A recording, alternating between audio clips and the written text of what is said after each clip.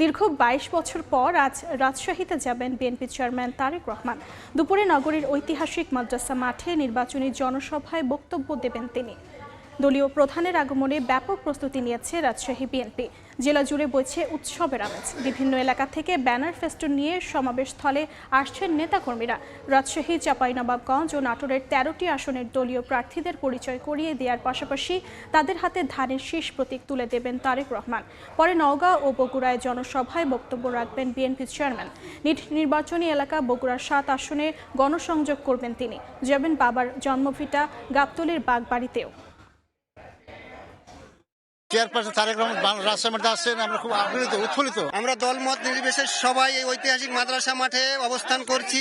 তাকে শুধু এক নজর দেখার জন্য এই ভোর ৬টায় এই ময়দান মাঠে পা দিয়ে তার জন্য অপেক্ষা করছি। আমাদের এখানে একটা কৃষি কলেজ যদি হয়, কৃষি বিজ্ঞান, তাহলে আমাদের এখানে পরিপূর্ণ হয়ে যাবে, এই প্রত্যাশা আমরা তারেক জিয়ার কাছে।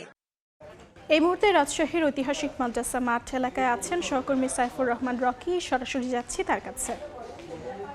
রাজশাহীর ঐতিহাসিক মাদ্রাসা মাঠে দীর্ঘ ২২ বছর পর নির্বাচনী জনসভায় অংশ নিচ্ছেন আজকে তারেক রহমান। আর কিছুক্ষণ পরে হয়তো সেই প্রতীক্ষার প্রহর নেতাকর্মীদের শেষ হচ্ছে। আপনারা জানেন যে সকাল থেকেই নেতাকর্মীরা রাজশাহী যে ঐতিহাসিক মাদ্রাসা মাঠ রয়েছে সেখানে তারা কিন্তু উপস্থিত হয়েছেন বিএনপির চেয়ারম্যান তারেক রহমানকে এক নজর দেখার জন্য। বিএনপির নেতাকর্মীরা বেশ কয়েকদিন ধরে ব্যাপক উজ্জীবিত, কারণ তাদের দলের প্রধানের তারা বক্তব্য শুনবেন, সামনে থেকে দেখবেন।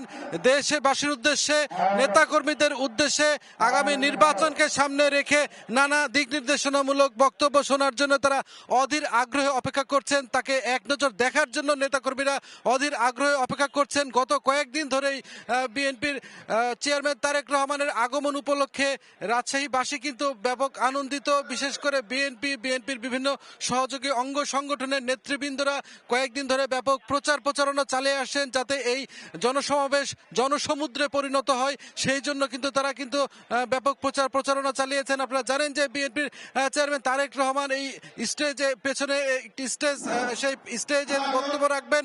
ঠিক সামনে এই আপনারা যেটি দেখতে পাচ্ছেন এটি দর্শক সারি। এই দর্শক সারি পুরো কানায় কানায় পরিপূর্ণ হয়ে যাবে বলে তারা প্রত্যাশা করছেন।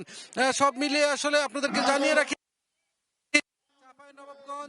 এবং নাটোরের যে 13টি সংসদীয় আসন রয়েছে সেই সংসদীয় আসনের যারা ধানের শীষ মনোনীত প্রার্থী রয়েছে তাদেরকে সাধারণ মানুষের সাথে পরিচয় করিয়ে দেবেন, ধানের শীষ ভোট চাইবেন। এবং আপনারা এখন আপনাদের সেই মঞ্চটি দেখানোর চেষ্টা করছি যে এই মঞ্চ দাঁড়িয়ে তারেক রহমান আজ দুপুর 2টার পরপরই কিন্তু এই মঞ্চে উপস্থিত হয়ে এখানে কিন্তু নির্বাচনী জনসভায় তিনি অংশ নেবেন। এর আগে রাজশাহী শাহ মখদুম বিমানবন্দরে তিনি 12:45 সেখানে নামবেন এবং তাকে বহনকারী বিশেষ বাস থেকে এই শাহ মখদুম যে মাজার রয়েছে সেই মাজারের এখানে তিনি আসবেন। পরে শাহ মখদুমের মাজারও জিয়ারত করা শেষে দুপুর 2টার দিকে এই জনসভা স্থলে তিনি উপস্থিত হবেন। এবং এই জন্য অনেকে কিন্তু সামনে দাঁড়ানোর জন্য, বিশেষ করে এই সামনে দাঁড়ানোর জন্য আমরা সকাল 6টার পর থেকে দেখেছি সাধারণ মানুষ, সাধারণ নেতাকর্মীরা তারা এখানে সমবেত হয়েছেন। অনেকে কিন্তু তাদের কাছ থেকে রাজশাহীবাসীর উন্নয়নে বিভিন্ন বার্তা আসবে, নির্বাচনকে কেন্দ্র করে নানা বার্তা আসবে এবং দেশবাসীর উদ্দেশ্যে তিনি নানা বার্তা দিবেন, সেগুলো শোনার জন্য কিন্তু তারা অপেক্ষা করছেন। আপনারা দেখছেন, আমরা কিছুক্ষণ পরপরে দেখছি এই যে নেতাকর্মীরা উপস্থিত হয়েছেন তারা কিন্তু স্লোগানে এই রাজশাহীর ঐতিহাসিক মাদ্রাসা মাঠ তারা কিন্তু প্রকম্পিত করছেন। এরই মাঝে আমরা কিছুক্ষণ আগে দেখছিলাম ঘটনা এখানে কিন্তু বিএনপি নেতা, বিএনপি চেয়ারপারসনের উপদেষ্টা মিজানুর রহমান মিনু তিনি কিন্তু পরিদর্শন করে গেছেন। তারা আরো কিছুক্ষণ পরে এখানে আসবেন নেতাকর্মী সহ। আপনারা জানেন যে এই আজকের এই সভা রাজশাহী জাতীয়তাবাদী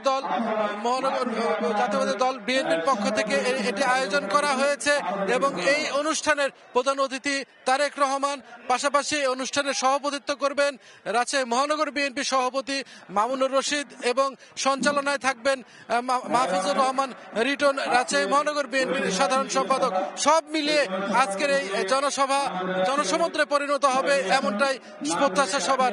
এই ছিল আমার কাছে রাজশাহীর ঐতিহাসিক মাদ্রাসা মাঠ থেকে সর্বশেষ।